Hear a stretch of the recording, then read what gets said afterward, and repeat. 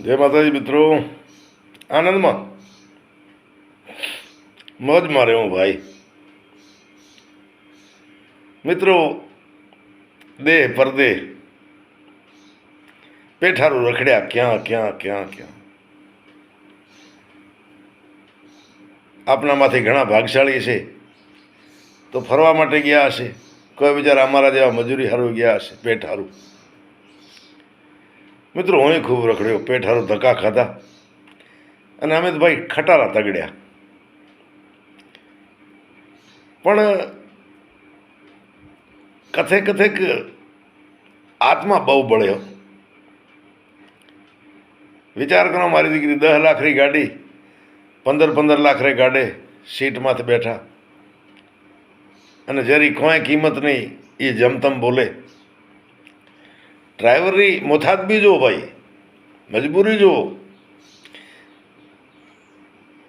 મજૂર ધણી, પોલીસવાળા ધણી, શેઠિયા ધણી, પબ્લિક રોડ માથે પબ્લિકને હાચવવી, ગુનો ઉવેરો પબ્લિકનો હોય તોય ગાળો ખાવે.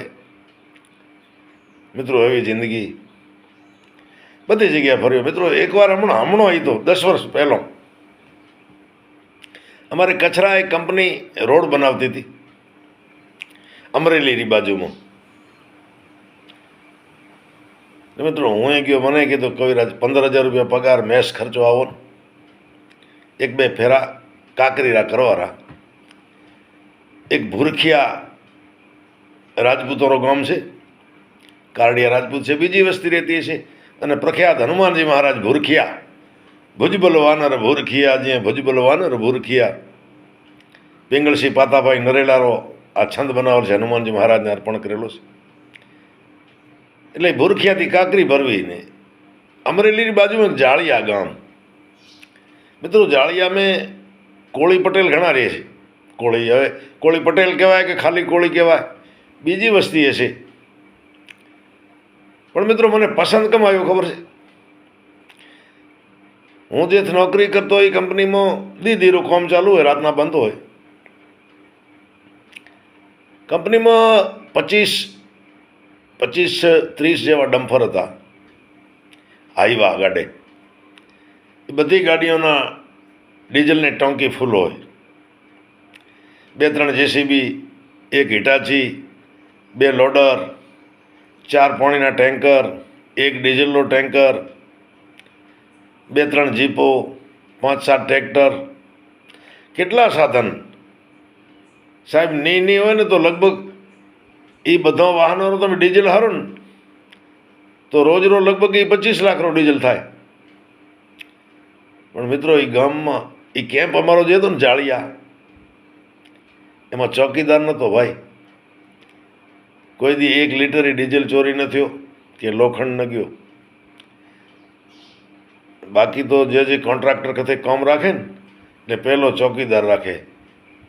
મેં એ જ કંપની અમારી જોઈ છે, ચોકીદાર વગર સાહેબ.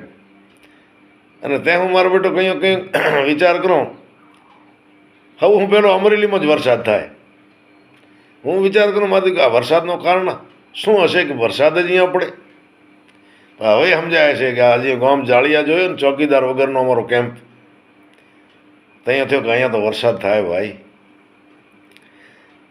અને બીજો મને એક માણસ બહુ ગમ્યો. એ અમે જે કાકરી ભરવા જતા ને, કોઈ 8 mm, 10 mm, 12 mm રી, એમાં એક રામદેવભાઈ કરીને કારડિયા રાજપૂત, એની કોરી ભરડિયા અને મોટો કોન્ટ્રાક્ટર, એના તો રેલવેમાં કામ હાલે. એ 3 ભાઈ, મને તો એક ભાઈનું નામ યાદ છે.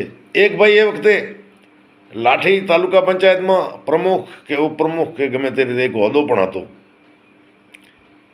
રામદેવભાઈ કને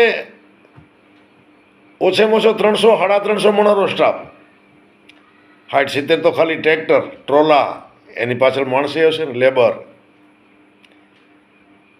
એટલે મેં એક દી રામદેવભાઈની એમ ખુશામાં થોડી કરી. મેં કહું, રામદેવભાઈ, તમે બહુ મોટા માણસ છો, કરોડોની તમારે ઇન્કમ હશે.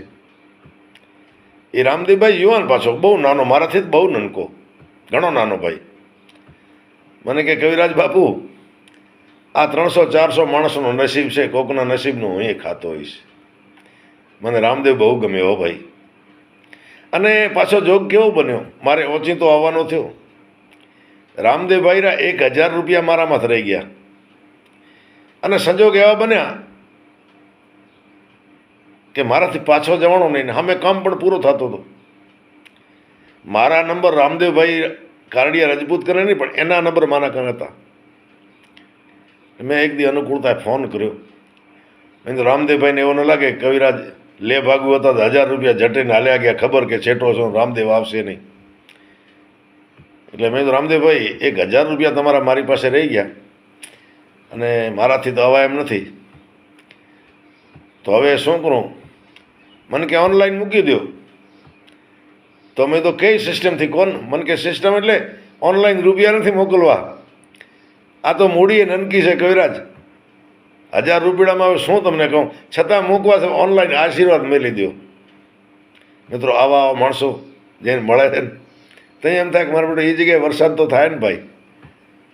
તો આજની આ મારી વાત 10 વર્ષ પહેલાં હું જ્યાં 6 મહિને રખડ્યો અને એમાં જે માણસોના મને સંપર્ક થયા, જે માણસોના સ્વભાવ જોયા, ગામડા જોયા, એમાં જાળિયાનો અમારો કેમ્પ ચોકીદાર વગરનો, હનુમાનજી મહારાજનું મંદિર ભૂરખિયા અને રામદેવભાઈ કારડિયા રાજપૂત. હવે ભૂરખિયાની ધાર કહેવાય, ત્યાંથી અમે કાંકરી ભરતા. એમના ગામનું નામ તો મને યાદ નહીં ને મેં પૂછ્યું નહીં. તો મિત્રો આવા માણસો છે ને એના કારણથી આજુબાજુની પ્રજાએ સુખી રહેતી હશે. તો જય માતાજી.